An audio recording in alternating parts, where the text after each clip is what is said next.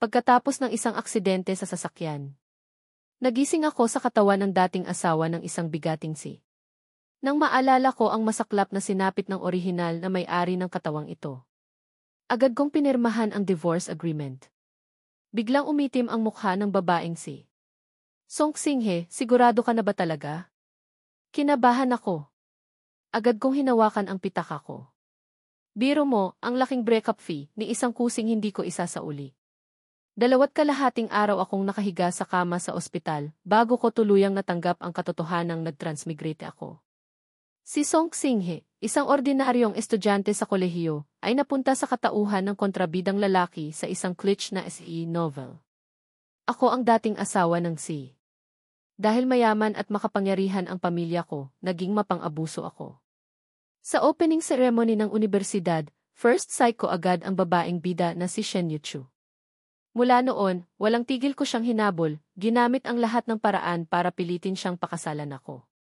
Si Shen Yuchu ang tipikal na bida sa campus novel, maganda, matalino, pero mahirap. Ang tatay niya ay pipit-bingi, ang nanay naman niya ay may uremia. Para makalikom ng pondo para sa gamot ng nanay niya, napilitan siyang magpakasal sa akin. 5 taong kasal.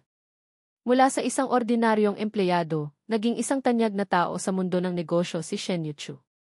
At ang relasyon namin ay palala ng palala, unti-unting nakawala si Shen Yuchu sa kontrol ko. Pero wala akong kamalay-malay. Nananatili pa ring mapangahas at walang pakundangan. Hanggang sa itinulak ko ang kanyang key white moonlight, itinatanging pag-ibig, pababa ng hagdan at nabali ang binti nito. Hindi na nakatiis si Shen Yuchu at humingi ng diborsyo. Dito ako na aksidente sa sasakyan. Sa 3 araw pa lang dumating si Shen Yuchu para makita ako. Direkta niyang inihagis sa akin ang divorce agreement. Song Xinghe, hindi ka pa ba tapos sa mga kalokohan mo? Malamig na parang yelo ang boses ng babae. Kitang-kita sa kanyang mga mata at kilay ang inip at pagkasuklam. Pero kahit ganoon, sa sandaling malinaw kong nakita ang mukha niya, kumabog pa rin ng malakas ang puso ko. Hindi katakatakang na humaling ang orihinal na may-ari ng katawan sa mukhang ito, napakaganda talaga. Pagkatapos, sinulyapan ko ang divorce agreement. Nang makita ko ang mga ari-arian na mapupunta sa akin, halos tumigil ang puso ko. Yumaman ako. Mayaman niya ang pamilya ng orihinal na may-ari, pero siya ay dominante at pasaway. Mayroon pa siyang kapatid na lalaki na mas magaling sa kanya, kaya wala siyang pag-asang mamana ang kumpanya. Samantala, si Shen Yuchu, sa loob lang ng ilang taon, mabilis na umasenso ang negosyo at malaki na ang kanyang yaman. Kapag nagdiborsyo kami, napakalaki ng breakup fee. Buong buhay akong gumawa ng mabuti, kaya nararapat lang sa akin ang biglaang pagyaman na ito.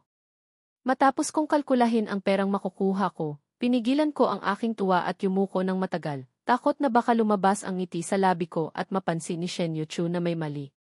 Pagkatapos, huminga ako ng malalim. Sige, pumapayag akong makipagdiborsyo.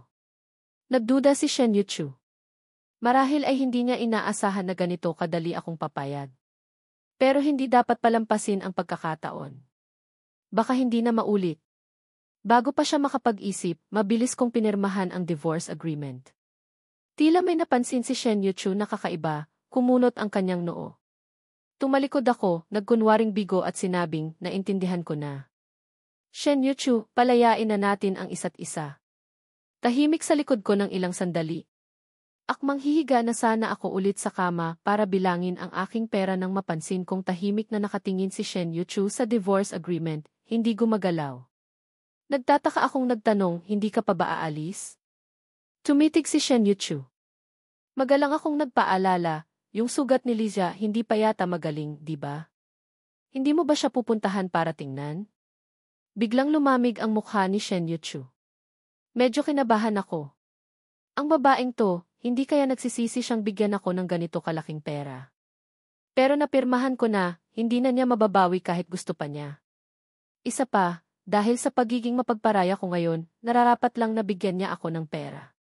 Noong kolehiyo si Shen Yuchu, mayroon siyang white moonlight na si Liza. Kabaliktaran ng arugante at mapang-abusong si Song Xinghe, si Liza ay mabait, maunawain at masipag. Galing siya sa single-parent family at mahirap ang buhay nila mula pagkabata, pero napakasipag niya at mahusay sa lahat ng bagay. Sa isang banda, sila ni Shen Yuchu ang magkatulad. Siya lang ang nakakaintindi kay Shen Yuchu, masasabing soulmate niya ito. Kung wala ako, malamang ay sila ang natural na nagkatuluyan. Pagkatapos ng kolehiyo, magkasama silang magsisikap sa lungsod na ito, bubuo ng masayang pamilya para sa kanila. Lahat ng ito ay sinira ko. Sa orihinal na kwento, si Song Xinghe ay baliw na baliw sa selos kay Elijah. Lagi niya itong pinahihirapan, hinahanapan ng gulo at sa huli ay nagwala pa at nanakit. Mula noon, tuluyan ng kinamuhian ni Shen Yuchu si Song Xinghe at nakipaghiwalay sa kanya. Kahit sino namang mag-isip, alam na kung gaano kasaklap ang magiging katapusan ko bilang kontrabida ngayong nagkasala ako sa bida at sa kanyang P-White Moonlight. Kaya habang maaga, kukunin ko na ang pera at tatakas. Sa huli, padabog na lumabas ng pinto si Shen Yuchu. Napahawak ako sa dibdib ko, palihim na napanguso. Ang sungit pa rin. Pero nang maalala ko ang perang makukuha ko, sumaya ulit ako. Ang ganitong klaseng swerte na parang hulog ng langit, hindi lahat nakakaranas. Habang nag-iisip, bigla akong nakatanggap ng WeChat message mula kay Chen Wanwan. Narinig ko, sa wakas nagkaroon din ng panahon si Shen Yuchu na bisitahin ka. Puno ng panunukso ang kanyang mga salita. Ito si Chen Wanwan, ang kababata ni Song Xinghe. Isang spoiled at pasaway na senorita, pinakamagaling sa pagkain, pag-inom at pagsasaya. Hindi niya gusto si Shen Yuchu at ganoon din si Shen Yuchu sa kanya. Magkaaway sila. Lalo na noong ikinasal kami ni Shen Yuchu, mas dumalas ang ugnayan ng aming mga pamilya. Ilang beses siyang pinagalitan ng lolo niya gamit si Shen Yuchu bilang halimbawa, kaya lalo pang nainis si Chen Wanwan kay Shen Yuchu. Tinawag niya akong tea-loveful at palagi akong pinapapunta sa gulayan nila para manguha ng ligaw na gulay. Malamang, nandito na naman siya para pagtawanan ako. Pero may pakialam ba ako? Biro mo, abala ako sa pagbibilang ng pera, saan ako kukuha ng oras para magdrama? Nga, naisip ko at direkta kong pinicturean ang divorce agreement at sinend sa kanya. Simula ngayon, single na ulit. Lilibre mo ko ng kain. Tumawag agad si Chen Wanwan. Bungad niya, baliw ka na ba? Ang sakit naman niyang magsalita. Pagkalabas ko ng ospital, pupunta tayo sa civil registry para ipastamp. Buti na lang hindi masyadong malala ang aksidente ko, nabagok lang ang ulo, mild concussion. Wala ka man lang bang reaksyon? Nanahimik sandali si Chen Wanwan tapos biglang tumawa. Sige na nga. Ano bang gusto mong reaksyon, Song Da Shoye, Young Master Song? Narinig ko nagbukas ka ng bagong bar. 1 linggo pagkatapos. Nagsuot ako ng mamahaling suit, magara akong lumabas ng ospital. Nakapamiwang si Chen Wanwan, nanunukso, nasa ospital ka lang, pormang-porma ka pa. Nasisiraan ka na ba? Tihe, sabi ko. Ano bang alam mo? Espesyal na araw ngayon. Walang ganang sumagot si Chen Wanwan, tumalikod para umalis. Hindi inaasahang nakasalubong si Shen Yuchu. Sandaling napako ang tingin ni Shen Yuchu sa kanya, malamig ang mga mata. Nandito ka pala. Lumapit ako, nginisyan siya. Nasaan ang kotse? Medyo lumuwag ang ekspresyon ni Shen Yuchu. Parking lot. Tara na. Hindi nagpatalo si Chen Wanwan. Lumingon siya, bahagyang pinaningkitan ako ng mata. Song Xinghe, hindi ka sasakay sa kotse ko. Kinaway ko ang kamay ko. Kailangan ko munang pumunta sa civil registry, kasama si Shen Yuchu para sa divorce certificate. Mas madali kung sa kotse niya ako sasakay. Habang nagsasalita, sinundot ko si Shen Yuchu na natulala. Ano pang tinitingin-tingin mo dyan? Tara na. Napatawa si Chen Wanwan. Nga naman. Kailangan niyong mag-explain. Huwag niyo nang patagalin. Mapang-asar nang umisi si Shen Yuchu. Song Xinghe, atat ka na talagang putulin ang ugnayan natin. Hindi ba't ikaw ang humingi ng diborsyo? Ano tong pinagsasasabi mong pasaring? Prangka kong sinabi, kasi may iba pa akong lakad mamayang gabi. Gusto ko lang matapos na to agad para hindi rin masayang ang oras mo, di ba? Laging abala si Shen Yuchu. Bihira lang siyang umuwi. Alam kong ayaw niya akong makita. Sakto, wala rin akong balak na makipag-ugnayan pa sa kanya. Mas mabuti ng kanya-kanyang buhay, kanya-kanyang saya, di ba? Nakasimangot na tumalikod si Shen Yuchu. Hindi gaanong maraming tao sa civil registry. Maya-maya lang kami na ang kasunod. Nang papasok na kami ni Shen Yuchu, biglang tumunog ang cellphone niya. Sinulyapan ko, si Lizia. Lumayo si Shen Yuchu para sagutin. Mahina kong narinig ang malambing at banayad niyang boses. Nasa labas pa ako, may inaasikaso lang. Kailanman ay hindi niya kinausap si Song Xinghe sa ganoong tono. Ang kasal na ito, mulat sa pool ay pilitan lang. 5 taon, laging nag-aaway, kahit ang kumain lang ng maayos ng magkasama ay mahirap gawin, paano pa ang ganitong malambing na pag-aalala? 2 beses nang tumawag ang staff, itutuloy niyo pa ba o hindi? Umiling ako, naaawa sa orihinal na may-ari ng katawan. Wala talaga siyang puwang sa puso ni Shen Yuchu. Shen Yuchu, tinawag ko siya. Pwede bang unahin muna natin tong sa akin? Si Shen Yuchu, laging si Lizia ang inuuna. Nag-away na si Song Xinghe, nagtalo na, pero wala siyang pakialam. Tanga rin itong orihinal na may-ari. Nag-ilusyon pa siyang mananalo siya kay Lizia. Hindi ba't naghahanap lang siya ng sakit ng ulo? Si Shen Yuchu rin naman. Kung unahin niya ako ngayon, mas maaga siyang makakapiling ng legal ang kanyang White Moonlight, di ba? Biglang sumeryoso ang mukha ni Shen Yuchu. Pagkatapos, sinabi niya sa kausap sa cellphone, magpatingin ka muna kay Ethiz Hang. Pupunta ako agad dyan. Makalipas ang 20 minuto, hawak ko na ang bagong labas na divorce certificate, nangingilid ang luha. Nakuha ko na. Ang malaking halaga ng breakup fee ko, nakuha ko na. Simula ngayon, travel, inom, kain, saya. Maging isang masayang tao. Buong sinseridad kong sinabi kay Shen Yuchu, Shen Yuchu, salamat. Paalam. Salamat sa pera mo. At saka, hindi na tayo magkikita. Paglabas ko, agad kong nakita si Chen Wanwan. Nakasakay ang babae sa isang napaka-showy na pulang Ferrari, agaw pansin talaga. Mahirap hindi makita. Masaya akong lumakad palapit. Mayaman ako, bro. Gasta na. Sa likod, biglang narinig ko ang medyo garalgal na boses ni Shen Yuchu. Song Xinghe. Nagmamadali akong lumingon. May kailangan ka pa? Namula ang labi ni Shen Yuchu, hindi ko masabi kung anong emosyon ang nararamdaman niya. Kung ang orihinal na may-ari to, siguradong usisaing mabuti kapag nakitang ganito ang itsura niya. Pero tinatamad na akong magpanggap. Wala na. Alis na ko. Binilisan ko ang lakad. Para sa isang ekstra na tulad ko, ang paglayo sa mga bida ang susi sa kaligayahan. Nakasakay sa kotse ni Chen Wanwan, habang papaalis, minsan ko lang sinulyapan ang rear view mirror. Nakatayo doon si Shen Yuchu. Dagsa ang mga tao sa paligid, pero kakaiba ang kanyang kalungkutan. Hay, wala na tong istorbo na laging nanggugulo sa kanya, nakalaya na rin siya siguro, no? Sinulyapan ako ni Chen Wanwan. Nanghihinayang ka? Tuwang-tuwa ako. Yung mga babae sa nyo, tinabi nyo ba para sa kin lahat? Naiinis na si Chen Wanwan. Sayang lang ang pag-aalala ko. Akala ko pa naman mahal na mahal mo siya. Tapos ngayong hiwalay na kayo, kitang-kita sa mukha mo ang saya. Halata ba? Ibinaba ko ang salamin sa passenger seat at tiningnan ang sarili. Si Song Xinghe ngayon ay 28 taong gulang.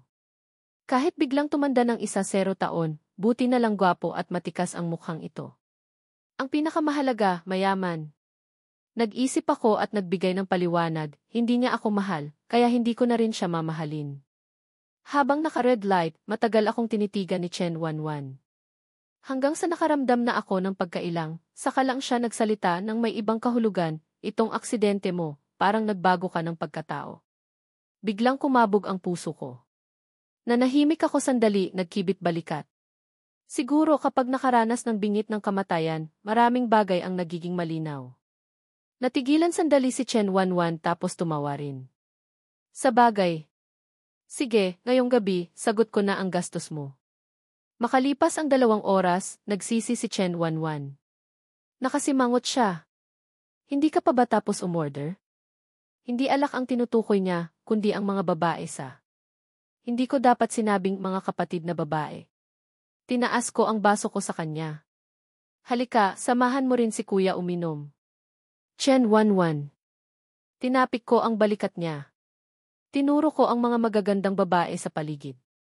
Tingnan mo, lahat sila matatamis magsalita, magaganda. Sino sa kanila ang hindi mas magaling kaysa sa dati kong asawa? Ang orihinal na may-ari rin naman, ang daming magagandang babae sa mundo. Mayaman siya, gwapo pa. Bakit kailangang magpakamatay siya sa iisang puno? Ang tao, pinakakinatatakutan ang maging makitid ang utak. Napangisi si Chen Wanwan. Sa wakas, hindi ka nabulag. Isang payat na babae ang lumapit para salinan ako ng alak. Magalang na tumawag, kuya, tikman mo to. CJ. Masaya sana akong kukunin ang biglang agawin ni Chen Wanwan. Huwag mong paghaluin ang inumin. Kagagaling mo lang sa ospital. Ayokong tumawag ulit ng 120 mamaya. Habang nagsasalita, tiningnan niya ang babae. Agad namutla ang babae, yumuko at humingi ng tawad. Sorry po, kuya. Hindi ko po alam di. Mapagbigay akong kumaway. Okay lang. Masaya si kuya ngayon. Tapos, ninisyan ko ulit si Chen Wanwan na nunukso, ikaw talaga. Pwede sa'yo, bawal sa iba. Yung mga batang boyfriend mo, kapag pinapainom ka, ang saya-saya mo. Pagdating sa akin, bawal na? Natawa si Chen Wanwan. May pagkukumpara ba doon? Paano wala? Ako, single, kung anong gusto kong gawin, gagawin ko. Biglang nagtanong ulit si Chen Wanwan, nga pala, alam na ba to ng pamilya mo? Bigla akong natigilan. Ay, nakalimutan ko iyon. Hindi pa ako nakakasagot, parang alam na ni Chen Wanwan ang lahat. Alam ko nang hindi ka maglalakas loob sabihin. Hindi ayaw kundi hindi kaya. Hindi masyadong maganda ang relasyon ng orihinal na may-ari sa pamilya niya. Ang mga magulang niya ay makaluma, paborito ang kapatid. Siya naman ay rebelyoso. Noong una, para makasal kay Shen Yuchu, malaki ang naging alitan nila ng pamilya. Nang umunlad si Shen Yuchu, 180 degrees ang naging pagbabago ng ugali ng pamilya, at lagi siyang sinisisi dahil sa mga alitan nila ni Shen Yuchu. Kahit paano, itong kontrabidang lalaki, hindi rin naging maganda ang buhay niya noon. Pero, hawak ko na ang divorce certificate, ano pang ikakatakot ko? Ang mga sumunod na araw ay mas masaya pa kaysa sa inaasahan ko. Pinakiusapan ko ang katulong na ipak lahat ng gamit ni Shen Yuchu at ipadala. Ang villa na ito ay binili ng mga magulang ng orihinal na may-ari para sa kanila bilang bahay pangkasal. Pero hindi gustong matulog dito ni Shen Yuchu. Siguro, bawat sulok dito ay nagpapaalala sa kanya ng kahihiyang dinala ni Song Xing. Noong una, madalas siyang natutulog sa kumpanya. Nang umangat ang kanyang karera, bumili siya ng apartment malapit sa kumpanya. Minsan pumunta doon ang orihinal na may-ari, at sakto namang naabutan niya doon si Lija. Ang awkward, di ba? Kahit na agad nagpaliwanag si Lija na sumilong lang siya doon dahil umuulan, sa ugali ni Song Xinghe, paanong hindi siya magagalit? Noon, malaki ang naging away nila ni Shen Yuchu, 1 buwan silang hindi nag-usap. Sa huli, si Song Xinghe pa rin ang hindi nakatiis at unang sumuko. Sino ba namang hindi, si Shen Yuchu lang ang nasa mata at puso niya. Ngayon, masaya na. Ang ganito kalaking, 3 palapag na villa, akin lang lahat. Wala masyadong gamit si Shen Yuchu dito, pero pagkatapos kong linisin, medyo maluwag pa rin ang pakiramdam. Kaya agad akong lumabas para mag-shopping. Tapos, nagsimula na akong mamili sa mga paborito kong tindahan. Ito, wag na. Yung natitira, pakibalot lahat. Sige po, yen song. Halos mapunit na sangiti ang mukha ng store manager. Masaya ako. Masaya rin ako. Ilang mayayamang babae at lalaki ang nasa likod ko, tumutulong magbitbit ng mga pinamili. Hindi ko inaasahang paglabas ko, makakasalubong ko si Shen Yuchu. Natigilan siya nang makita ako. At ako naman, nakita ko na ang nasa likod niyang si Lija. Mukhang magaling na ang sugat niya sa binti. Nakakapamasyal na nga sa mall. Bahagyang gumalaw ang labi ni Shen Yuchu, at siya pa ang unang nagsalita, malapit na ang birthday ng nanay niya, kaya sinamahan ko siyang pumili ng regalo. Kumindat ako. Bakit mo sinasabi sa akin yan? Wala naman akong pakialam. Dahil sa kagandahang loob, magalang pa rin akong kumaway. Pero bago pa ako makahakbang para magpaalam, nagsalita na rin si Lija. Mukhang may bahid ng paghingi ng tawad ang kanyang ekspresyon. Song, pasensya na po. Hindi pa kasi masyadong maginhawa ang binti ko, kaya nagpasama ako kay Yuchu. Nakikita kong marami kang pinamili. Baka nahihirapan kang dalhin? Gusto mo bang ipahatid kita kay Yuchu? Kaya ko naman mag-isa. Pakinggan niyo yan, ang galing niyang magsalita. Ipinaalala kay Shen Yuchu na ako ang nagtulak sa kanya. Nagpapahiwatig na huwag akong magselos. At buong loob pang ipinaubaya sa akin si Shen Yuchu. Nakangiti akong sumagot, huwag na. Nasa baba lang ang kotse ko. Isa pa, mga personal na bagay na to, ayoko nang abalahin pa si Ina Shen. Natigilan si Lizia. Ano? Nagulat din akong napatingin kay Shen Yuchu. Ewa Shen. Hindi mo pa nasasabi kay Emes. Linahiwalay na tayo. Patay. Gulat na tumingin si Lizia kay Shen Yuchu. Nanigas ang mukha ni Shen Yuchu, hindi maganda ang itsura. Ayokong ipagsabi ang mga personal kong bagay. Aba, parang ako pa ang pinaparinggan. Di ba't nagparty lang naman ako ng ilang beses para ay celebrate ang diborsyo? Bakit ang liit ng tingin? Mukhang hindi rin inaasahan ni Lizia ang ganitong revelasyon. Mama ni. Binuksan niya ang bibig. Yuchu, kayo ni Song, bakit hindi mo sinabi sa akin? Nang marinig ang boses niya, tila doon lang naalala ni Shen Yuchu na may kasama pa pala siyang iba. Bahagyang gumalaw ang pulang labi niya, sandaling natigilan, pagkatapos ay mahinang nagpaliwanag, masyado akong abala nitong mga nakaraang araw. Noon, paborito niyang gamiting palusot yan kay Song Xinghe. Hindi ko akalaing magbabago ang ihip ng hangin, mararanasan din pala ni Lizia to. Pero iba talaga ang bida sa kontrabida. Para kay Lizia, ang pangungusap na yon ay napakagandang balita. Ang tingin niya ay palingalinga sa amin ni Shen Yuchu, tila humihingi ng paumanhin. Pasensya na. Hindi ko alam dati. Hindi ko sinasadyang banggitin. Song, hindi ka naman siguro magagalit, di ba? Siyempre hindi ako magagalit. Isang babaeng wala ng kaugnayan sa akin. Sige, mamasyal muna kayo. Ang mga katulong ko, bit-bit ang mga pinamili ko, medyo mabigat din mauna na ako. Kakahakbang ko pa lang, biglang nagsalita si Shen Yuchu, sandali. Lumingon ako. Shen, may kailangan ka pa? Kumunot ang noo ni Shen Yuchu, tila hindi pa sanay sa biglaang pagbabago ng pakikitungo ko sa kanya. Sabi niya kahapon, matagal ka na raw hindi dumadalaw sa kanya. Humina ang boses ni Shen Yuchu, tila nahihirapang sabihin, pero kailangan. Kung may oras ka, dalawin mo naman siya. Ang tinutukoy niya ay ang nanay niyang may uremia. Kabaliktaran ni Shen Yuchu, laging gusto ng nanay niya si Song Xinghe. Dahil hindi kailanman sinabi ni Shen Yuchu sa kanya na napilitan lang siyang magpakasal kay Song Xinghe.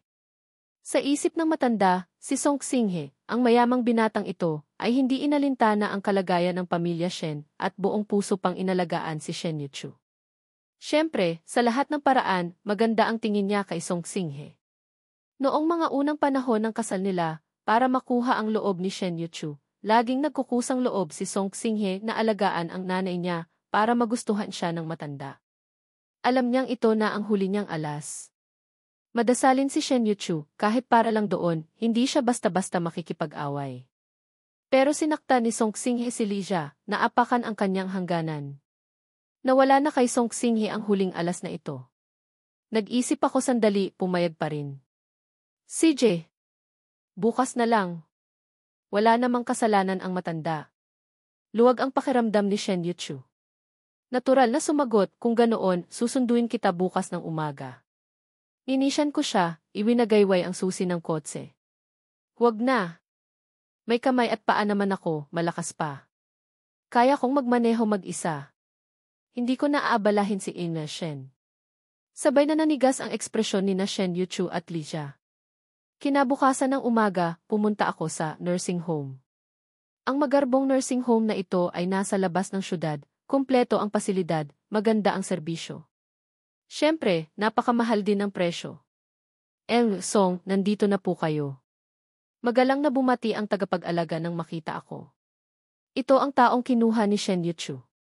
Alam niyang hindi maganda ang relasyon namin ni Shen Yuchu, kaya pati sa akin ay malamig ang pakikitungo. Nakahiga sa kama si Nanay Shen. Dahil sa matagal ng pagdurusa sa uremya, payat na siya at mahina ang katawan. Pero buti na lang, sa loob ng ilang taon sa nursing home, medyo bumuti na siya kumpara dati. Sandaling napako ang tingin ng tagapag-alaga sa dala kong prutas, na panguso, maihalong pangmamata. Kahit ang isang tagapag-alaga, minamaliit ang paraan ko ng pagsuyo. Dahil alam niyang kahit anong gawin ko, lalo lang ikainis ni Shen Yuchu. Manting Sing. Nakita ko ni Nanay Shen, may ngiti sa kanyang mukha. Abala ka ba nitong mga nakaraang araw? Matagal na kitang hindi nakikita. Napabuntong hininga ako sa isip. Si Song Xinghe, mula simula hanggang huli, ginamit lang siya. Pero naniwala siya. Wala namang kasalanan ang matanda. Medyo po. Nagdala po ako ng sabaw ng manok para sa inyo. Tikman niyo po mamaya. Pero hinawakan ni Nanay Shen ang kamay ko, matagal akong tiningnan, maingat na nagtanong, si Yuchu ba, inaway ka na naman? Umiling ako, pero hindi naniwala si Nanay Shen. Napabuntong hininga siya. Si Yuchu, mula pagkabata, matigas na ang ulo. At saka, lahat ng bagay, kinikimkim lang niya. Kung inaway ka niya, sabihin mo kay nanay, ako ang kakausap sa kanya. Lalo akong nakonsensya. Balak ko sanang sabihin sa kanya ang tungkol sa diborsyo, pero ngayon, parang hindi ko masabi. Sinamahan ko si Nanay Shen kumain, nakipagkwentuhan pa ako sa kanya. Bago umalis, nag-alinlangan ako ng matagal, pero sa huli, naglakas loob akong magsalita. Magiging abala pa po ako ng ilang panahon. Baka hindi po ako makakadalaw ng madalas para samahan kayo. Bawasan muna ang dalas, tapos humanap ng tamang pagkakataon para sabihin sa kanya. Siguro mas magiging maayos. Hindi pwedeng itago ito magpakailanman. Kahit gusto ko, hindi papayag si Shen Yuchu. Kung madalas akong pupunta, baka isipin pa niyang may gusto pa rin ako sa kanya. Hinaplos ni Nanay Shen ang kamay ko, mahinang bumuntong hininga. Munting Xinghe, mabait kang bata. Yung nangyari dati, si Yuchu ang may kasalanan. Kahit hindi niya sinabi sa akin, alam kong nagsisisi siya at nalulungkot. Mahal na mahal ka niya, paanong hindi siya masasaktan ngayong wala na ang bata? Kinabahan ako. Bata. Tama. Ito ang naging mitsa ng tuluyang pagkasira ng relasyon ni Song Xinghe at Shen Yuchu.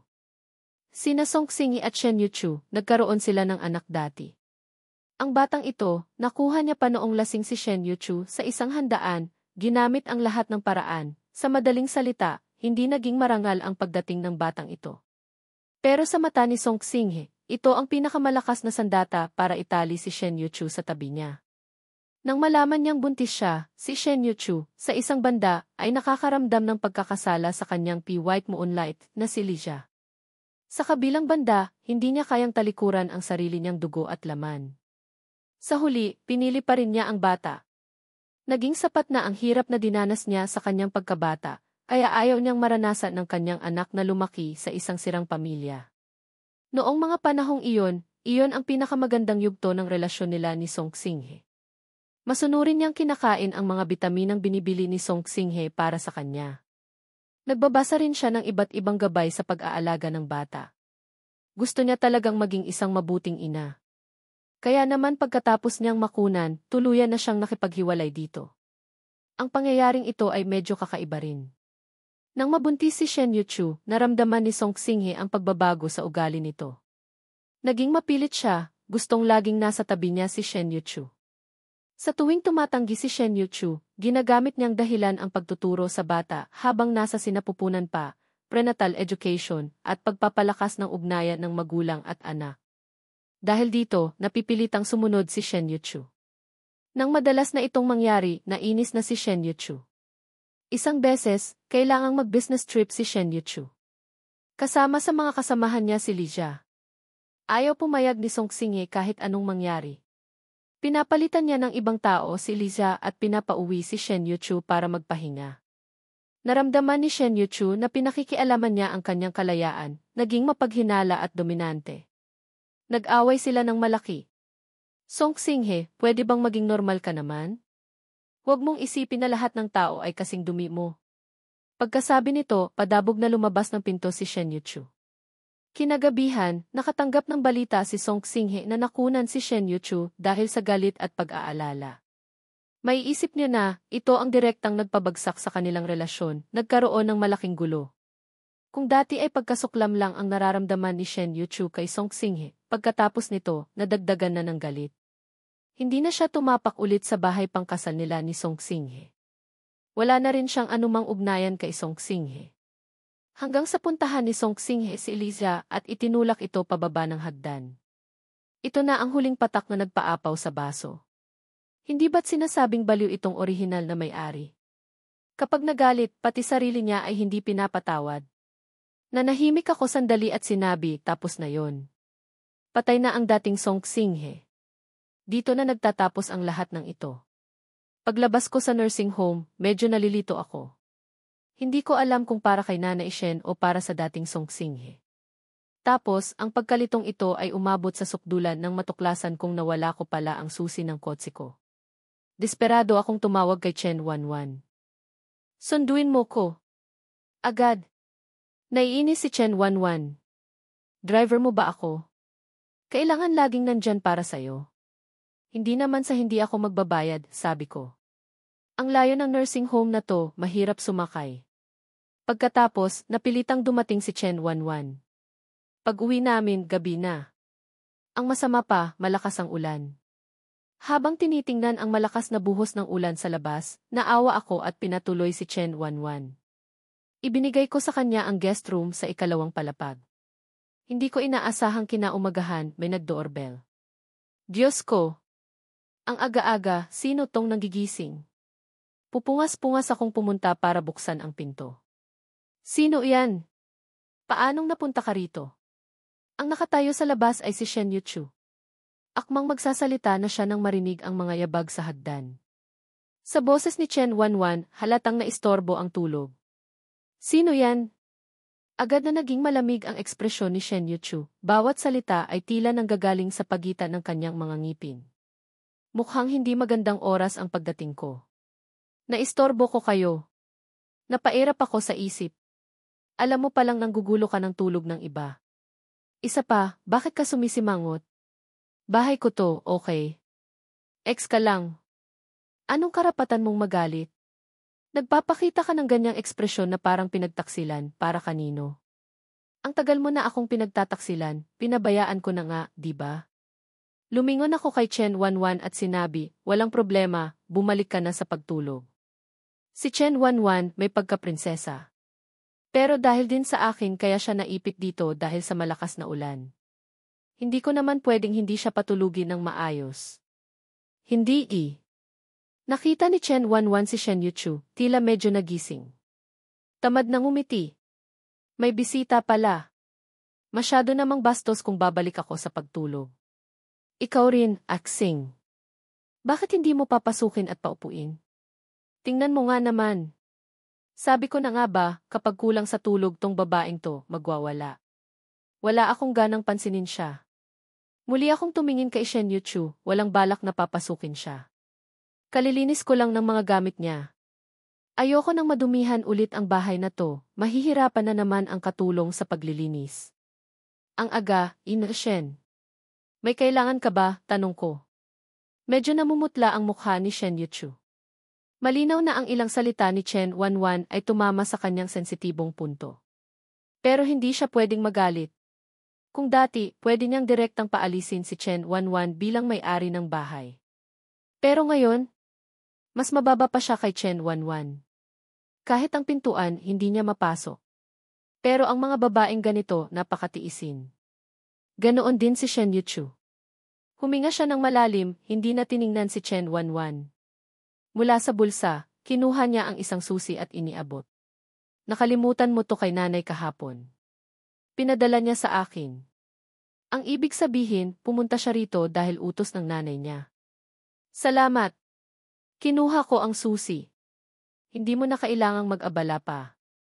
May spare key naman ako. Sandaling hindi nakapagsalita si Shen Yuchu. Naghintay ako ng ilang segundo, wala na talaga akong pasensya. Magalang akong nagpaalala, Shen, may iba ka pa bang kailangan? Kung hindi naintindihan ni Shen Yuchu ang ibig sabihin ng mga salitang iyon, hindi siya aabot sa kinalalagyan niya ngayon. Kumagat siya sa kanyang pulang labi. Wala na. Direkta kong isinara ang pinto. Nakatayo si Chen Wanwan sa hagdan, nakatingin sa akin. Nagtataka ako.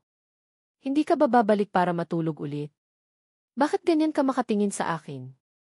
Bahagyang pinaningkita ni Chen Wanwan ang kanyang mga mata, nakapamiwang. Wala lang.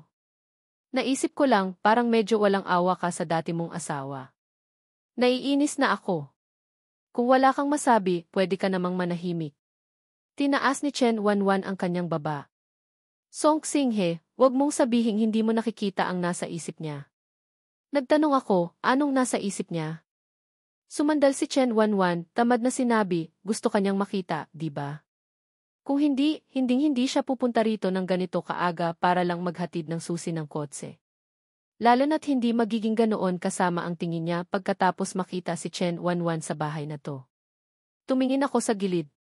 Tapos, kumatok ang daliri ni Chen Wanwan sa rehas, tila walang pakialam na sinabi, wala ka man lang bang nararamdaman? Anong pakiramdam? Kapag lumingon siya, kailangan ko bang magmadaling lumapit? Medyo natawa ako. Meron. Napatingin si Chen Wanwan, bahagyang gumalaw ang mga mata, tila nanigas ang likod. Nararamdaman kong huli na ang diborsyo namin. Kung alam ko lang kung sino talaga siya, dapat matagal ko na siyang sinukuan. Sayang lang ang daming oras na nasayang ko. Mukhang hindi rin inaasahan ni Chen Wanwan na iyon ang sasabihin ko. Matagal niya akong tinitigan tapos biglang lumingon at mumiti. Sige na nga, Song Xinghe. Sa wakas, nagpakitang gilas ka rin. Na-inspire ako, hindi ko napigilang purihin din siya. Saan banda? Kumpara sa'yo, malayo pa. Ito ang tunay na libu-libong damo sa bansa, ni isang dahon ay hindi dumidikit. Isang idioma na nangangahulugang maraming karanasan sa pag-ibig pero hindi seryoso. Ilang beses ko nang sinabi, wala akong relasyon sa mga lalaking iyon. Paulit-ulit kong sinabi, naiintindihan ko. Ikaw, miss, pakitang tao lang iyan sa kanila. Hindi mo pa nakikita ang tunay mong pag-ibig, di ba? Sa mga nobela, di ba ganyan? Ang dominanting senorita, makakatagpo rin ang kanyang itinadhanang pag-ibig, babayaran ng doble ang mga utang niya sa pag-ibig noon. Naiinis na tumingin sa akin si Chen Wanwan, iniwan ang isang pangungusap, alam ko nang hindi tayo magkakaintindihan ng taang to, at bumalik na ulit sa pagtulog. Natulog ako hanggang hapon, nagising dahil sa gutom. Pagkagising ko, napansin kong ang daming missed calls at WeChat messages sa cellphone ko, lahat galing sa mga magulang ng orihinal na may-ari. Pagkatapos kong tingnan sandali, nalaman ko na kung bakit bigla silang tumawag. Nalaman na nila ang tungkol sa diborsyo namin ni Shen Yuchu. Nakipagdiborsyo ka kay Shen Yuchu? Ano ba talagang iniisip mo? Ilang beses ko nang sinabi, ang kumpanya ni Shen Yuchu, maganda ang takbo ngayon. May pinag-uusapan pa kaming kooperasyon sa kanila. Paano na kami ngayon? Ang tanda mo na, bakit ang tigas pa rin ang ulo mo? Basta-basta ka na lang nakikipagdiborsyo. Hindi mo man lang ba iniisip ang iba? Masyado kang makasarili. Wala akong anak na tulad mo. Paulit-ulit lang naman ang mga sinasabi nila. Tiningnan ko lang sandali tapos hindi ko na pinansin. Lumabas para maghanap ng makakain. Ang bango. Napatulala ako sa masaganang pagkain sa mesa at kay Chen Wanwan na dahan-dahang kumakain. Chen Wanwan, wala ka bang konsensya? Kumakain ka mag-isa. Tinaas ni Chen Wanwan ang kanyang talukap. Kailangan ko pa bang magutom para sa'yo? Magaling. Napaka-convincing. Hindi mapapabulaanan. Direkta akong lumapit at kumuha ng chopsticks, dinagdagan ko ng paborito kong fish-flavored shredded pork. Wala akong masabi, pagdating sa pagkain talagang magaling si Chen Wanwan. Ang private kitchen dishes na inorder niya, mas masarap pa kaysa sa inorder ng iba. Nga pala, tumawag ang mga magulang mo sa akin, may kailangan daw sila sa'yo. Pero hindi ka raw sumasagot. Biglang nagsalita si Chen Wanwan. Dinagdagan ko pa ng isang piraso ng braised pork ribs. Alam ko. Huminto sandali ang chopsticks ni Chen Wanwan, sinulyapan ang cellphone ko. Gusto mo bang tumawag muna ako? Kinaway ko ang kamay ko. Huwag na. Sila ang nagsasalita. Total, nagawa na. Wala na silang magagawa. Habang nagsasalita, tumawag ulit ang telepono. Sinagot ko, hindi pa ako nakakapagsalita, sunod-sunod na ang sinabi ng nasa kabilang linya. Song Sing. Pumunta ka ngayon din kay Shen Yuchu. Sabihin mong nagkamali ka. Bigla ka lang nagpadalos-dalos. Hilingin mo sa kanya ang makipagbalikan sa'yo. Narinig ko ang matinis na boses ng babae, inilayo ko ang cellphone. Hindi makikipagbalikan? Ang lakas naman ng loob niyang mag-isip. Masabihan ng masasakit na salita o mamatay sa kamay ni Shen Yuchu, alin ang mas malala? Alam ko naman yon, di ba? Song Sing. Song Sing. Nakikinig ka ba sa sinasabi ko? Sa wakas, nakahanap ako ng pagkakataong sumagot. Nakikinig naman. Pero mahirap tong gawin. Total, hindi ko kaya. Lalo pang nagalit ang nasa kabilang linya. Song Sing. Ganyan ba dapat ang ugali mo sa mga magulang mo? Nanalangin ako. Hindi ba't sinabi niyo dati na wala kayong anak na tulad ko? Nakalimutan niyo na? Agad na natahimik ang nasa kabilang linya. Tila gusto pa niyang magalit, pero tinatamad na akong makinig total. Nasabi ko na ng malinaw ang gusto kong sabihin. Abala pa ako, sa ibang araw na lang tayo mag-usap. Pagkasabi nito, ibinaba ko ang telepono at direkta siyang blinok. Nasaksihan ni Chen Wanwan ang lahat ng maayos na operasyon. Direkta niyang ibinaba ang chopsticks, tiningnan ako mula ulo hanggang paa ng matagal. Aba, pwede na, Song Sing. Hindi lang ang dating asawa ang tinalikuran mo, pati mga magulang mo, kaya mo ng labanan. May laman pa ang bibig ko, hindi malinaw ang sagot, saan may pang-aapi, doon may paglaban. Napangisi si Chen Wanwan, bahagyang yumuko, isang kamay ang nakasandal sa baba, bahagyang kumurbada ang pulang labi. Kung ganoon, baka sa susunod, ako na ang kasunod. Tinaas ko ang hinlalaki ko, pinuri ang kanyang pagiging matalino. Hindi ako nagulat na ganoon ang reaksyon niya. Magkasama silang lumaki ng orihinal na may-ari, alam na alam niya kung anong klaseng ugali ni Song Singhe. Ang mga ginagawa ko ngayon, sa tingin niya, maaaring ibuod sa isang pangungusap, nasisiraan na ako ng bait. Pero sa kabilang banda, kahit sino namang makaranas ng mga ganitong problema, mababaliw talaga. Ako, isang kontrabida, wala namang kiprotagonist halod swerte ng bida. Ang maagang pagtakas lang ang makakapagligtas sa buhay ko, di ba? Nga pala, tulungan mo akong maghanap ng bagong bahay, sabi ko. Itong bahay na to, okay naman pero minsan may mga nanggugulo, nakakainis. Hindi lang si Shen Yuchu, pati na rin ang pamilya ng orihinal na may-ari. Lahat sila sakit ng ulo. Ngayon, tuluyan na kaming nagkaaway. Sino ang makakaalam kung pupunta sila rito para guluhin ako? Wala akong interes na harapin sila. Sige, ako na ang bahala, sagot ni Chen Wanwan. Si Chen Wanwan, karapat-dapat talagang maging isang kwalipikadong rich third generation, mayaman na ikatlong henerasyon. Kahit nakaramihan sa oras niya ay ginugugol sa pagkain, pag-inom at pagsasaya, kapag kailangan mo talaga siya, maaasahan talaga. Kinabukasan, tumawag siya sa akin, sinabing nakapili na siya ng isang villa sa kanlurang bahagi ng syudad. Ang dating may-ari ng bahay ay nasa ibang bansa, nagmamadaling ibenta. Kaka-renovate lang ng bahay, hindi pa natitirhan. Naka-jackpot ka. Napakasaya ko sa kanyang kahusayan. Noong araw ding iyon, isinama ko si Chen Wanwan para pumirma ng kontrata sa may-ari ng bahay. Sa pinakamabilis na paraan, nailipat ang pagmamay-ari. Tapos, agad kong ipinaskil ang dating bahay para ibenta. Tumawag ako ng moving company. Isang grupo ng mga trabahador ang walang tigil na nagbubuhat ng mga gamit pataas at pababa. Naiinis na ako habang pinapanood sila. Hindi ko alam, sa pag-aayos na ito, ang dami pala talagang gamit ng orihinal na may-ari. Hindi ba't kailangang dagdagan ang bayad sa kanila?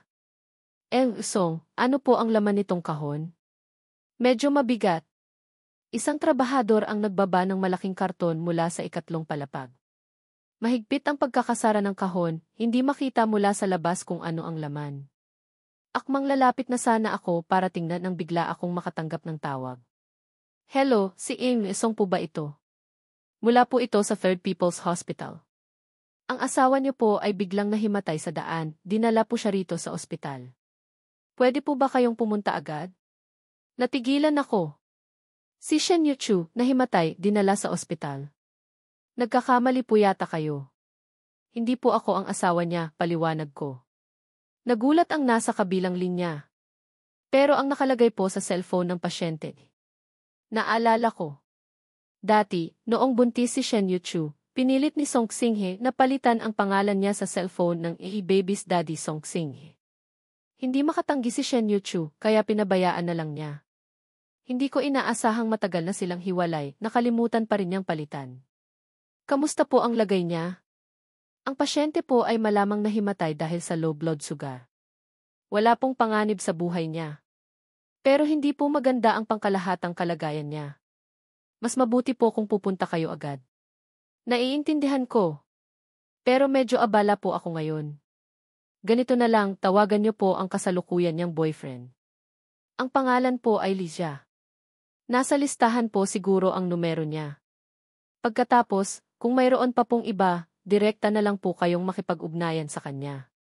Ibinaba ko ang telepono at nakita kong dumami na naman ang mga kahon sa sala. Kailan pa kaya matatapos to? Ilipat niyo na lang po lahat. Kapag may oras ako na lang ang mag-aayos. Buti na lang malaki ang bagong bahay.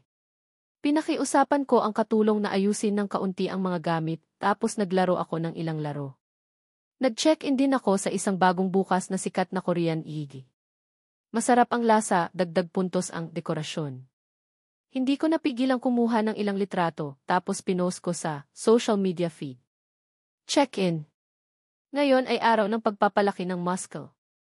May kasama pang isang gwapong selfie. Sunod-sunod na nag-like ang mga kaibigan. Kahit si Chen Wanwan na tamad mag-post nag-comment ng isang linya, masarap nga yan. Nakakain ka na ba? Siyempre, ako ang may-ari niyan. Naiinis? Pinagyabang mo pa. Pero hindi ko inaasahan na magko-comment din si Lizia. Yung tipong sa labas ay magalang pero may halong pagtatanong at pamimilit, mayabang na tono. Song Xinghe, kahit hiwalay na kayo ni Yuchu, pero si Yuchu ngayon ay nakahiga sa ospital. Hindi mo man lang siya kayang bisitahin, tama ba iyon? May sakit ka ba sa utak? Nang lumabas ang comment niyang iyon, sumabog agad ang balitang hiwalay na kami ni Shen Yuchu, ilan lang ang nakakaalam.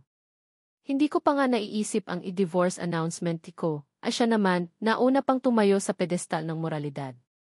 Sinagot ko rin ng may sarkasmo, ang isang disenteng ex ay dapat parang patay na. Natatakot lang din naman akong magselos ka. Kung hindi ka naman nagsiselos, sige, pupunta ako. Kahit paano, magkaklase naman tayo. Ang pagbisita ay natural lang, di ba? Halos sumabog na galit na galit ang mga tao. Maya-maya lang, si Lizia mismo ang nag-delete ng comment na yon. Akala niya, kapag dinelete, parang walang nangyari. Agad akong nag-post ulit sa ibaba, humihingi ng tulong sa mga eksperto sa. Payo naman po, anong regalo ang magandang dalhin para bisitahin ang dating asawa at ang kasalukuyan niyang karelasyon? Please, napakahalaga nito sa akin. Makalipas ang isang oras, nagdala na ako ng prutas sa ospital. Hindi ko inaasahan, pagdating ko pa lang sa labas ng kwarto, narinig ko na ang boses ni Lizia na puno ng pag-aalala. Yuchu, huwag ka nang magalit. Alam kong mali ako ngayon. Pero para sa'yo rin naman to. Walang sagot si Shen Yuchu. Tila naiinis at nasasaktan si Lizia. Nahimatay ka na nga, tinawagan ka pa ng ospital, pero hindi ka man lang niya kayang bisitahin. Paano kung may nangyari sa'yo ngayon? Parang ako pa ang may malaking kasalanan. Sa wakas, narinig na ang pagod na boses ni Shen Yuchu. Medyo pagod ako. Gusto ko munang mapag-isa. Maya-maya, narinig ang tunog ng pag-urong ng upuan sa loob ng kwarto. Lumabas si Lizia sa pintuan.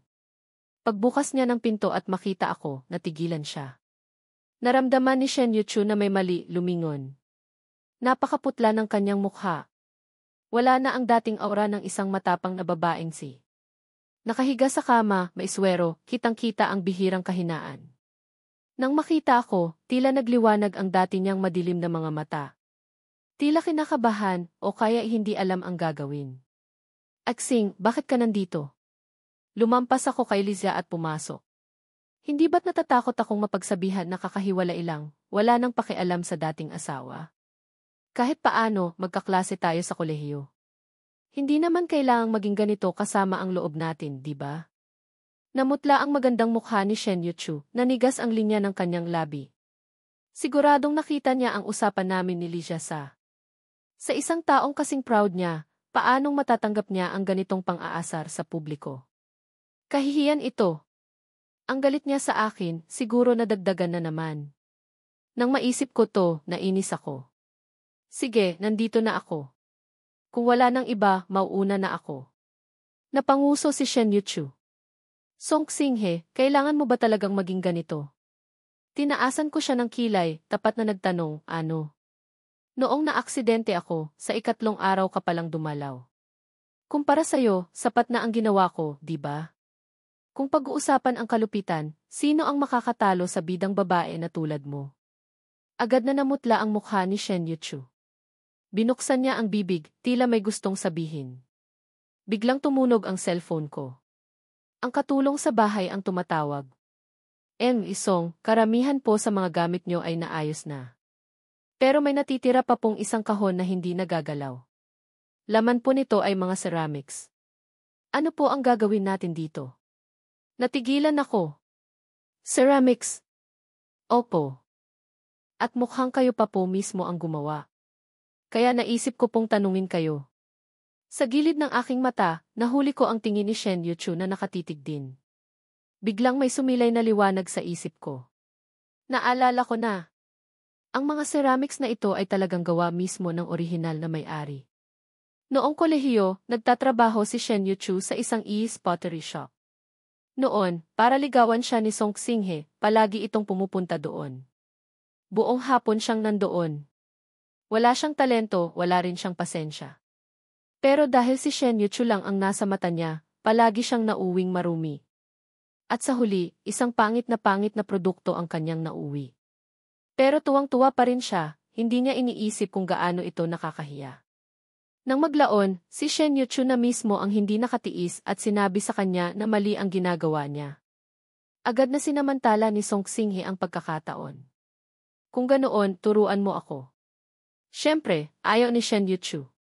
Pero si Song Xinghe ay galante, si customer siya ng tindahan. Hindi niya ito pwedeng tanggihan. Hanggang sa nag-resign si Shen Yuchu, doon lang tumigil si Song Xinghe. Ganoon naipon ang kahon ng mga artworks na iyon. Kung hindi naman importanteng bagay, itapon mo na lang, walang pakialam kung sabi. Sandali, biglang nagsalita si Shen Yuchu. Lumipat ka na pala ng bahay? Sabihin na natin, minsan talaga gumagana ang utak ng babaeng to. Tumango ako. Shen Yuchu, kailan pa? Bakit biglaan? Hindi ko napigilang matawa. Edward Shen, Jingge Shen, ilang beses ko pa bang kailangang ipaalala sa inyo? Hiwalay na tayo.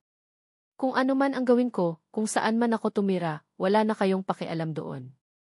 Biglang natigilan si Shen Yuchu na para bang may narinig siyang hindi katanggap-tanggap. Bahagyang namula ang gilid ng kanyang mga mata. Pagkaraan ng ilang sandali, sa wakas ay sumuko na siya. Mahina siyang nagsalita, yung mga ceramics, kung ayaw mo na, ipapakuha ko na lang. Nagtataka akong tumingin sa kanya. Akin naman talaga yon. Kung gusto ko, kukunin ko. Kung gusto kong itapon, itatapon ko. Hindi ko alam kung paano tumama sa maselang punto ni Shen Yuchu ang mga salitang iyon. Ang huling kislap ng liwanag sa kanyang mga mata ay unti-unting naglaho na parang isang mahinang apoy sa hangin na tuluyan ng tinangay. Nag-aalalang lumapit si Lija. Yuchu, ayos ka lang? Bahagyang umiwas ng tingin si Shen Yuchu, iniwasan ang kamay nito. Naiwang nakatayo si Lija, halatang napahiya. Pero wala akong interes sa dramang ito. Tatalikod na sana ako para umalis. Hindi ko inaasahan, paglabas ko pa lang, isang doktor ang tumawag sa akin. Song. Pagtingin ko, isang babaeng doktor na mga 40 anyos ang nakatingin sa akin. Bakit ka na parito? May sakit ka ba? Medyo nalito ako. Tapos, nakita ko ang name tag sa dibdib niya, Obstetrics Chief Physician. May hinala akong sumagi sa isip ko. Ang tanging bagay na maaaring mag-ugnay kay Song Xinghe sa doktor na ito ay yung dati nilang anak. Salamat po sa pag-aalala. Pero wala po akong sakit. Nandito po ako para bisitahin ang isang kaibigan, malabo kong sagot. Tila nakahinga siya ng maluwag. Mabuti naman kung ganoon. Pero nasa tamang edad na rin kayong mag-asawa. Sa susunod na magkaanak kayo, huwag niyo nang palaglagin. Natulala ako. Ang impormasyong dala ng dalawang maikling pangungusap na iyon ay napakarami. Anak! Anak! Hindi ba't aksidenteng nakunan si Shen Yuchu? Anong ibig sabihin ng sinabi ng doktor? Noong gabing iyon, pagdating ni Song Xinghe sa ospital, nailabas na si Shen Yuchu mula sa operating room. Si Lizia ang nagbabantay sa tabi ng kama niya. Habang bigla akong nag-iisip, biglang narinig ko ang sigaw ni Lizia sa likod. Paglingon ko, nakita kong si Shen Yuchu mismo ang nagtanggal ng swero, itinulak si Lizia at lumakad palapit. Diretso siyang pumunta sa harapan ko, hinarangan ang babaeng doktor, ang mukha ay hindi pa kailanman naging ganito katense. Doktora, ito po ay usapan naming mag-asawa. Wala po kayong kinalaman dito. Pero ako, pinagpapawisan. Naninigas kong iginalaw ang lig ko para tingnan si Shen Yuchu. Sa unang pagkakataon, naramdaman kong ang magandang mukhang ito ay napaka-estranghero. Anong ibig sabihin ni Shen Yuchu? Unti-unting kumunot ang noo ng doktora. Hindi mo ba alam? Sabi ng asawa mo, ang focus niyo ngayon ay sa pagpapalago ng inyong karera. Ayaw niyo para umunang magkaanak, kaya pinili niyang magpa-abortion. Wala ka man lang kamalay-malay? Hindi ko na matandaan kung paano ako nakauwi. Dahil ang buong pagkatao ko ay nabigla sa bigla ang balitang ito. Matagal akong naupo sa study room, ipinikit ang mga mata. Paano nangyari yon? Sa libro, malinaw na nakasulat na dahil sa sobrang selos ni Song Xinghe, nag-away sila ng malaki ni Shen Yuchu, kaya siya aksidenteng nakunan. Anong nangyari? Hindi ko alam kung bakit, pero nang maisip ko ang bagay na ito, may parte sa katawan ko na parang sumasakit din. Parang, nararamdaman ko rin ng malinaw ang ganoong klase ng desperasyon at sakit. Lalo akong hindi mapakali dahil dito. Iniling ko ang ulo ko, gustong alisin ang mga emosyong ito. Kakalinis lang ng study room ng katulong. Naghalungkat ako, nahanap ang kahon na, espesyal, para sa mga gamit noong kolehiyo. Sa huli, sa ilalim, nahanap ko ang isang yearbook noong kolehiyo. Ang tungkol sa pagkakunan ay iba sa nobela. Kung ganoon, posible kayang may iba pang mga bagay na naiba. Pagbuklat ko sa unang pahina, isang litrato mula sa military training. Matindi ang sikat ng araw, ang mga lalaking nakasuot ng berdeng uniforme ay may malapad na ngiti. Sa likod niya, sa entablado, nakatayo ang isang payat at balingkinitang babae. Kahit medyo malayo, makikita pa rin ang matalas na mata na iyon si Shen Yuchu noong kolehiyo. Sa ibaba, may ilang maliliit na salita. Sa unang araw pa lang ng military training, may babaeng hinimatay sa tabi ko dahil sa init. Binuhat ko siya papunta sa klinik. Ang gaan niya. Hindi ko inaasahan, ngayon, nakita ko siyang nagsasalita sa entablado bilang kinatawan ng mga bagong estudyante. Shen Yuchu pala ang pangalan niya. Ang pagkuha ng litrato ng taong gusto mo sa pamamagitan ng pagpapanggap na nagsiselfie ay isang normal na gawain. Malamang, ito yung panahon na kakasimula pa lang niyang magustuhan si Shen Yuchu. Medyo natawa ako. Si Song Xinghe, nagustuhan si Shen Yuchu sa ganito ka-simple at clutch na paraan, love at first sight. Hindi ko napigilang hawakan ang mukha ko. Ang Song Xinghe sa libro ay makasarili, matigas ang ulo, mapilit, sukdulan. Tila medyo naiiba sa itsurang ito na may masayang ngiti. Mahirap isipin na ang binatang may mga bituin sa mata ay magiging isang taong mapaghinala, dominante at makasarili. Nagpatuloy ako sa pagbubuklat. Napansin kong bawat litrato ay may kinalaman kay Shen Yuchu. Ang itsura niya habang nakikinig sa klase sa malaking lecture hall. Ang itsura niya habang naglalaro ng badminton, lumilipad ang mahabang buhok.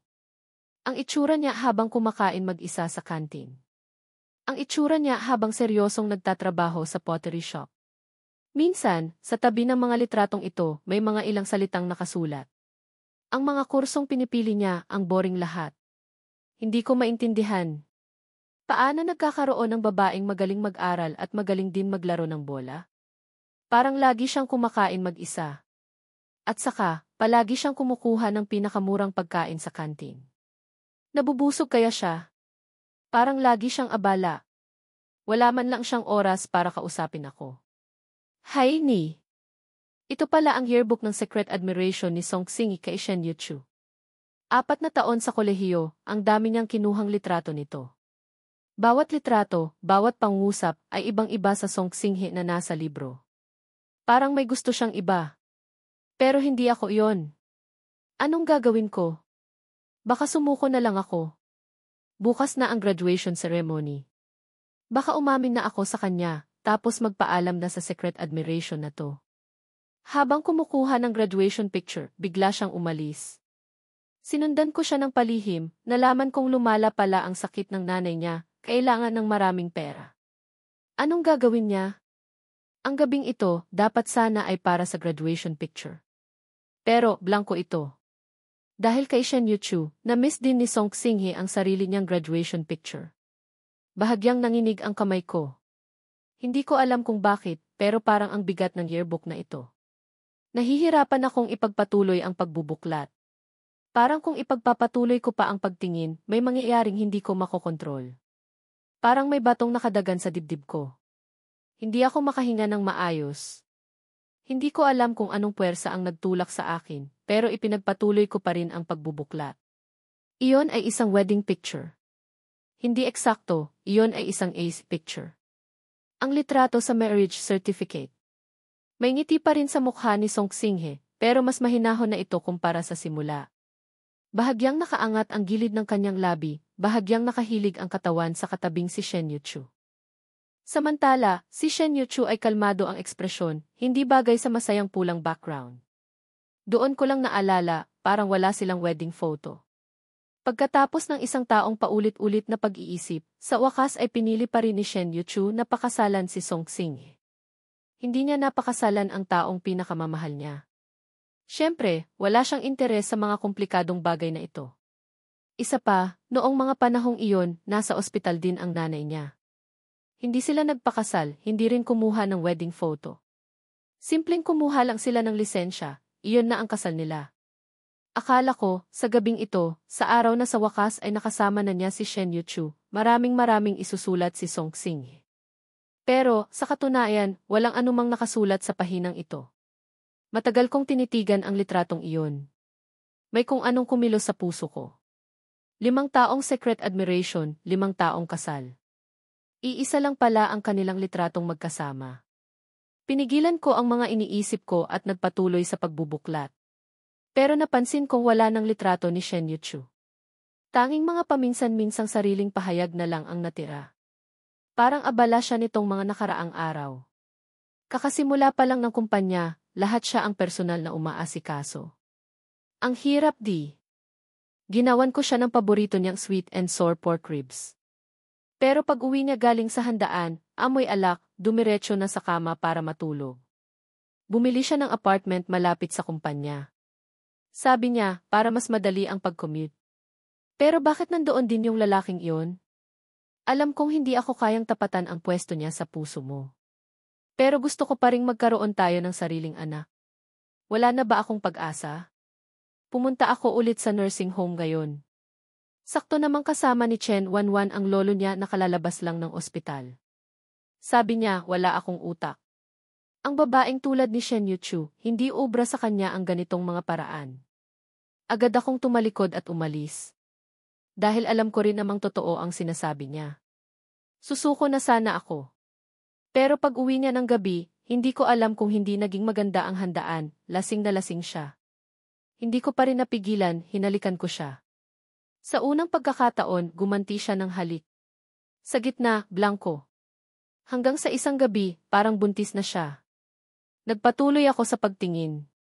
Yung 2 buwan na iyon, talagang iyon ang pinakamagandang panahon ni na Song Xing at Shen Yuchu.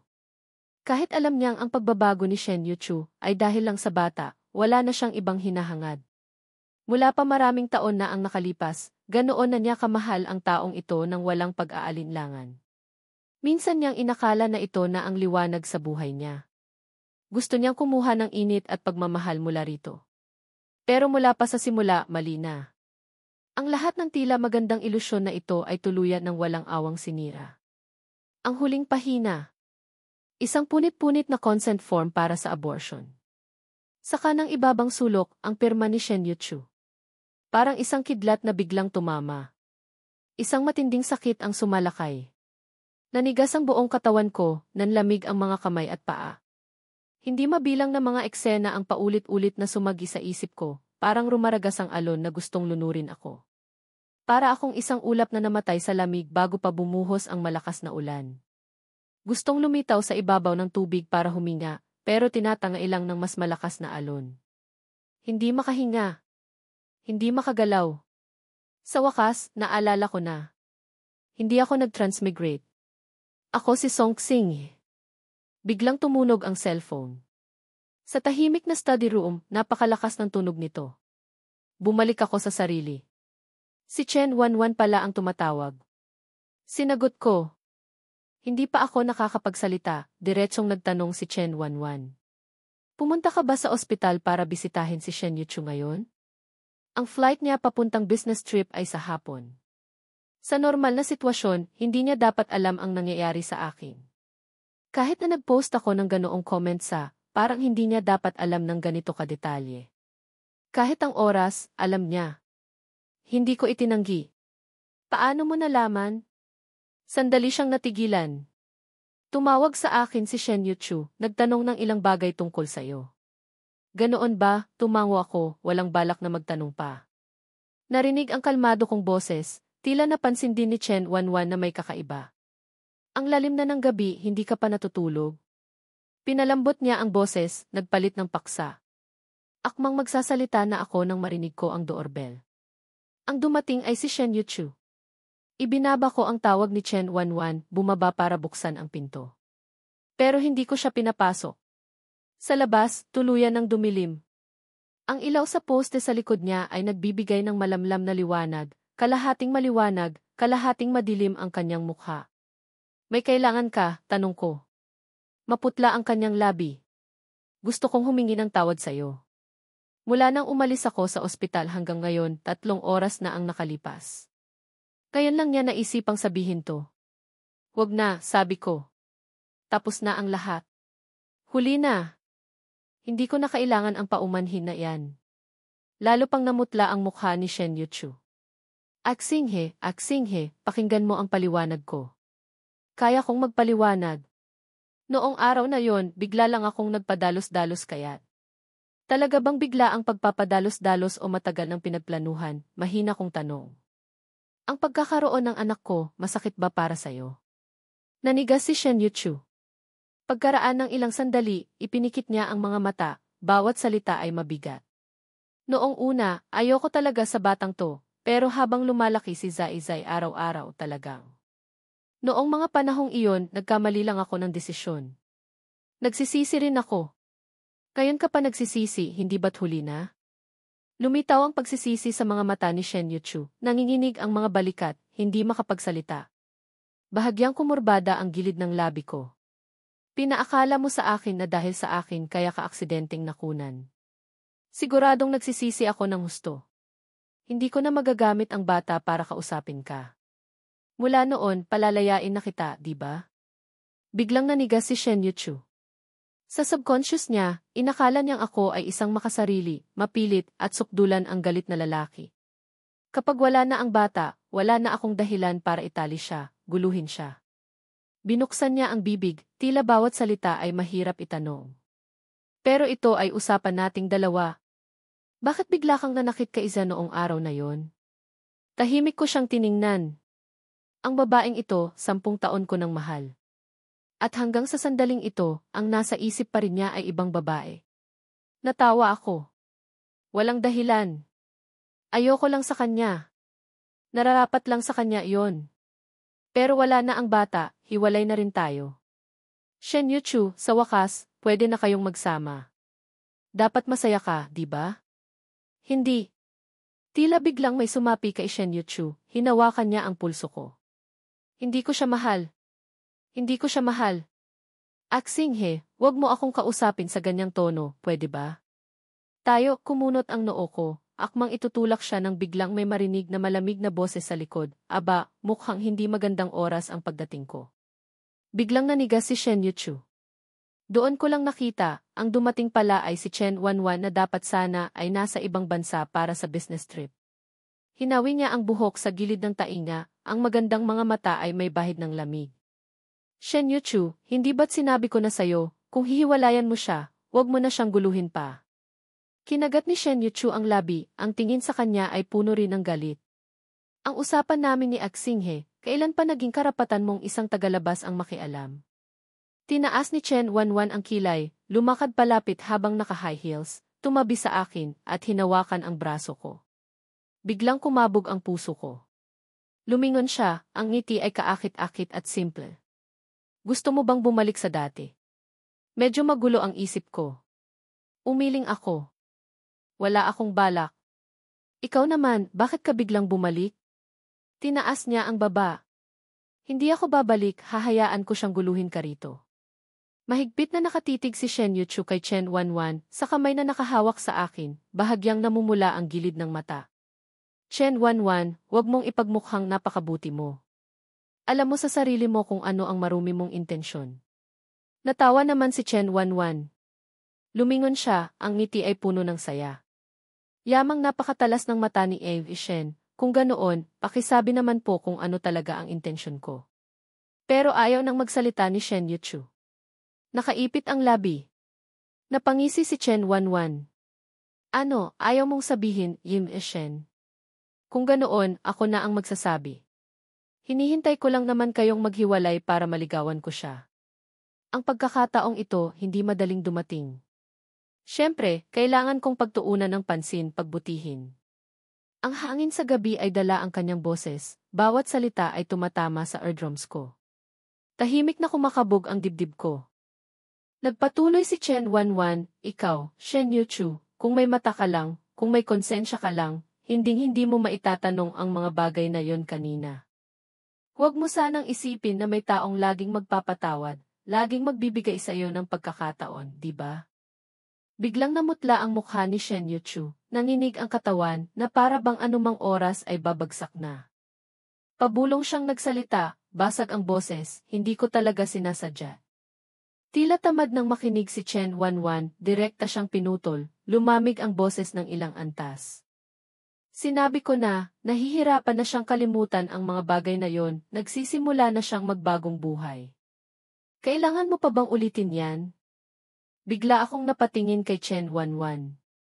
Ang mga salitang yon, parang may mali akong naririnig. Posible kayang may napansin na siya. Pero hindi napansin ni Chen Wanwan ang reaksyon ko, basta't sinabi lang ng walang gana, umalis ka na. Huwag ka nang babalik pa. Halos matumba si Shen Yuchu, ang tingin ay parang nawala ng focus, tulala. Ayoko nang tingnan pa. Sinabi ko sa kanya, sige na. Ang gusto mo lang namang itanong ay yung dalawang bagay kanina. Nasagot ko na lahat. Simula ngayon, wala na tayong anumang kaugnayan. Habang nagsasalita, tatalikod na sana ako para umalis nang biglang may marinig na mahinang tunog sa likod. Si Shen Yuchu bigla na lang lumuhod. Aksing T. Nanginginig ang boses niya, hindi mapigilan. Alam kong mali ako. Lahat kasalanan ko.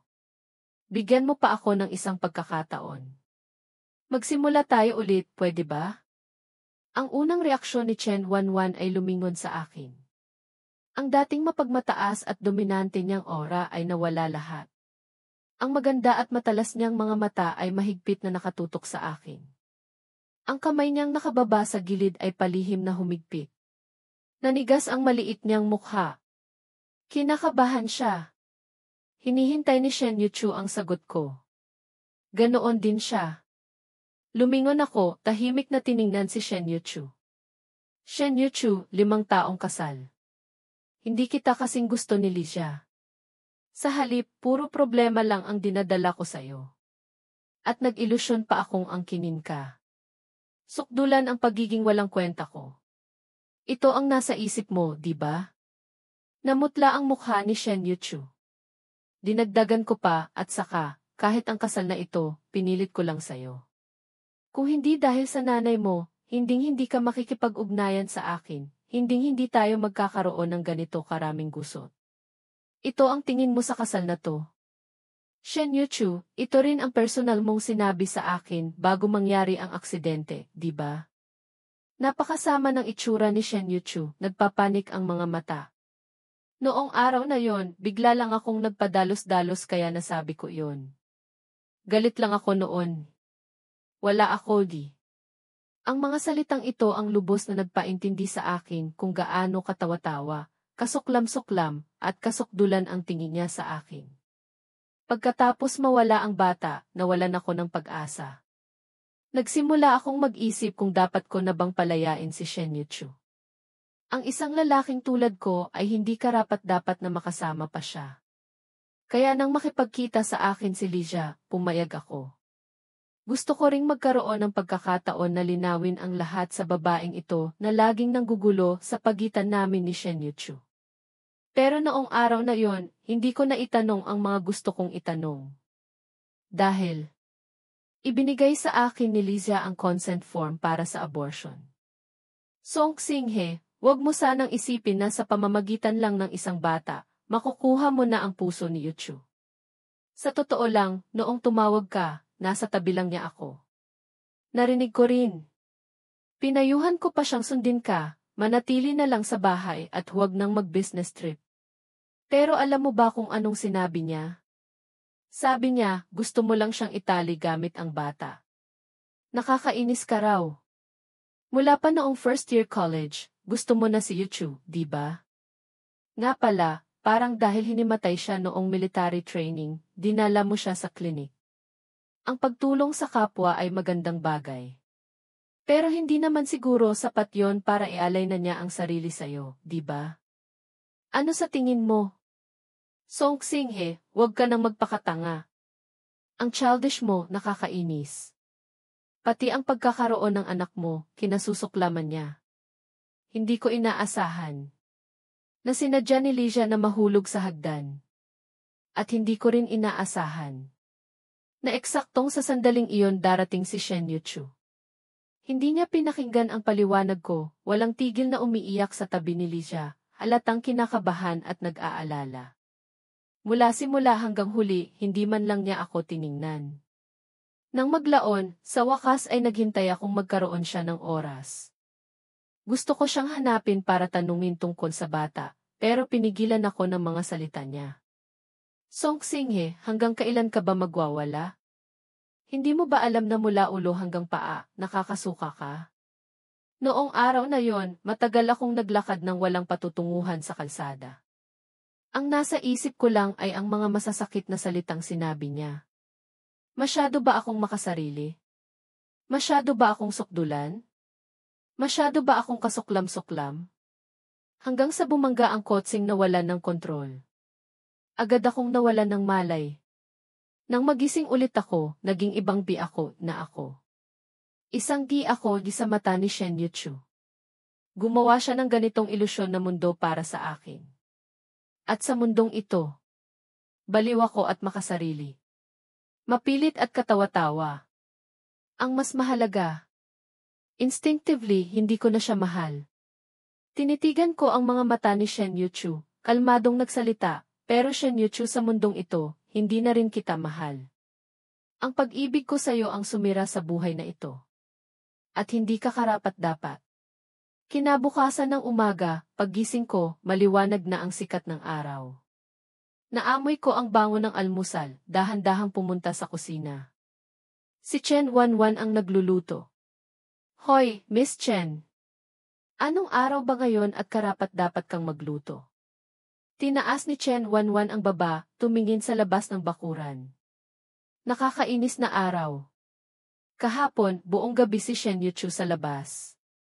Hindi ko na pinansin. Hinihila ko si Chen Wanwan na gusto pang makipagtalo, pumasok kami sa bahay, isinara ang pinto, at diretsong nagpahinga. Siyempre, magkaibang kwarto. Naupo ako sa mesa, kinagat ang ginawa niyang fried egg toast. Zitses ito rin ang araw na unang beses kang nagluto, Miss Chen, at nabigo. Agad na lumapit si Chen Wanwan para agawin ang toast. Sunog! Huwag mo nang kainin. Gagawa ako ulit para sa'yo. Umiwas ako. Huwag na, sayang naman. Hindi naman masama. Nag-aalinlangan si Chen Wanwan. Talaga? Tinaas ko ang toast. Subukan mo. Akmang kakagatin na niya nang yumuko ako at hinalikan siya sa gilid ng labi. Natigilan siya. Agad na namula ang tenga niya. Songksing! Nasiyahan akong pinisil ang pisngi niya. Narinig ko. Bakit ang lakas ng boses mo? Mas mataas pa sa tono mo noong nagtapat ka kahapon. Natahimik sandali si Chen Wanwan. Sa huli, direkta siyang yumakap sa akin, mahinang nagsalita, akala ko nakalimutan mo na lahat. Noong kagigising mo lang pagkatapos ng aksidente, ang dami mong nakalimutan. Muntik ko nang isipin na mag-aalaga ako ng isang malaking tanga.